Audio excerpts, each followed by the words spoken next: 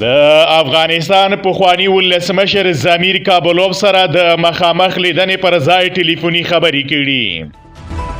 پخوانی ولسمشر حامد کرزي په خپل ایکس پاڼه له ضمیر کابلوف سره د ټلیفوني خبرو خبر ورکړی دی.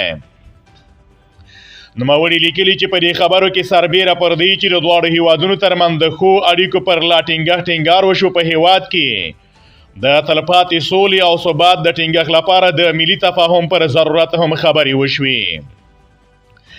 یو شمیر باوري سرچینې وایي چې اسلامي امارت پخوانی ولسمشر ته اجازه نه ده ورکړې چې له ضمیر کابلوف سره مخامخ لیدنه کتنه وکړي.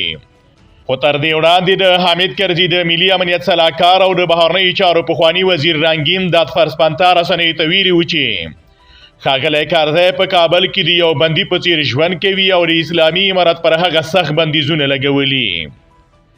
که څه هم چې تر اوسه د پخواني ولسمشر او د روسیې د ځانګړي استازي ترمنځ د مخامخ لیدو کتو ممانعت په اړه طالبانو او روسیې څه نه دي ویلي. خو د افغانستان د اسلامي امارت ویاندویانو تر دې مخکې ویلي و چې کارزی او نور پخواني چارواکي نه نظربندي او نه هم د دوی تر فشار لاندې دي. حامد کرزي په خپل وروستۍ مرکه کې ویلي و چې د زور له لارې د اسلامي امارت حکومت له نسکورولو سره مخالف دی. خو له اسلامي امارت هم غوښتنه دا ده چې د نجونو د زده کړو ترڅنګ د خلکو نورې غوښتنې ومني او د بین الافغاني مذاکراتو لپاره زمینه برابره کړي.